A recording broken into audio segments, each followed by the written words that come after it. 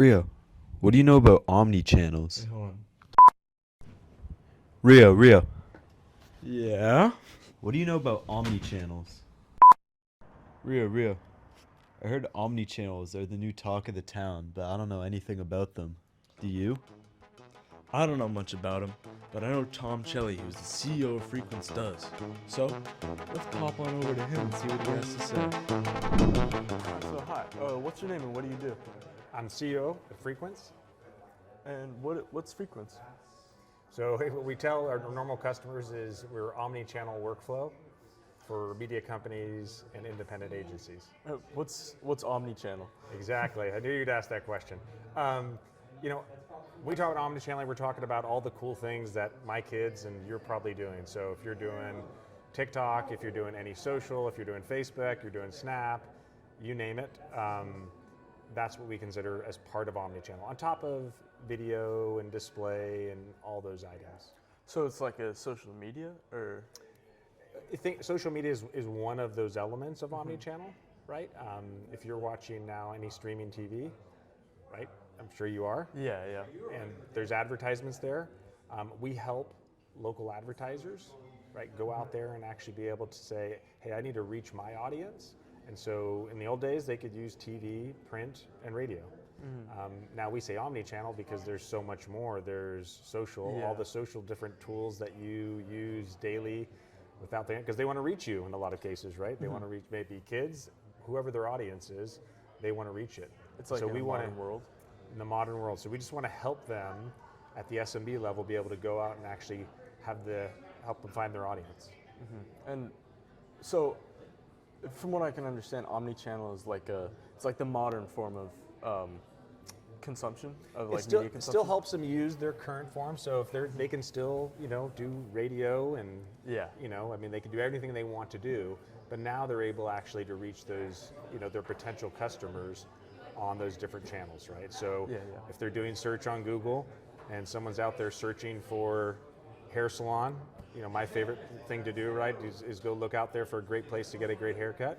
And so if I'm looking online and to find a local, hair salon, we'll help them be there, right? If they're watching their sporting event and all of a sudden they're watching, streaming TV, and someone wants to put an ad on there, we're going to help them do that. So we help them like wherever that potential customer is, whatever medium source that is. YouTube, you name it.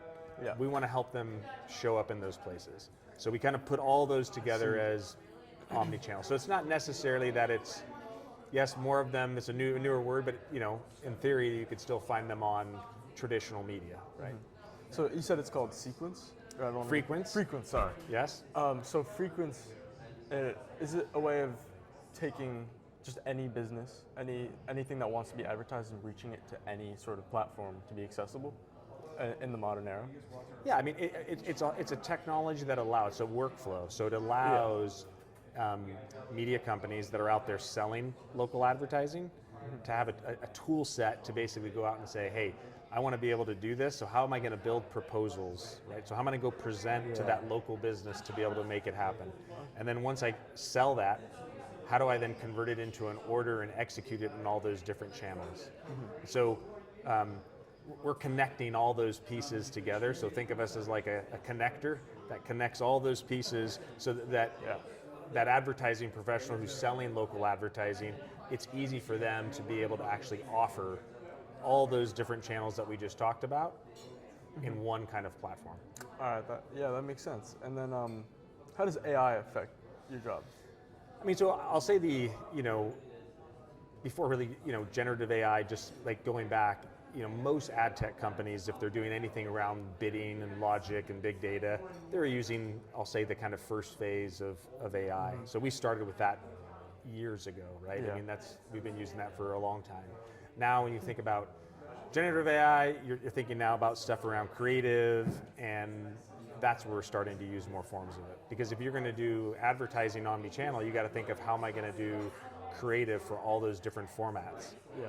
Right? So what's going to show up great on CTV and OTT on streaming television isn't probably the same requirement as a pre-roll video or something else.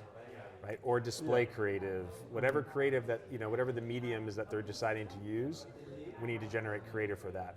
Yeah. And typically at a lower cost budget, right? Because we're not dealing with mega advertisers or Fortune 500 advertisers, right? You're dealing with any place you and I would be going to on a regular basis to shop. Yeah. Oh, yeah. That's interesting. That makes sense. Yeah. And then, just as a final question, what's a good piece of advice you would give to people like who want to get in your field?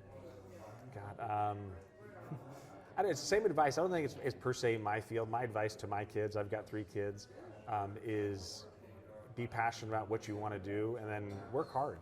Yeah. Right? I think there's very little things in life that if you're passionate about whatever you want to do and you want to work hard at it, you're going to be successful. You're going to hit some bumps in the road, but for me it would be I'm a big believer in that work hard, play hard, and it's served me well. So that's what I share with my kids, and Yeah. that's what I'll share with you. Yeah, that makes sense. Thank you very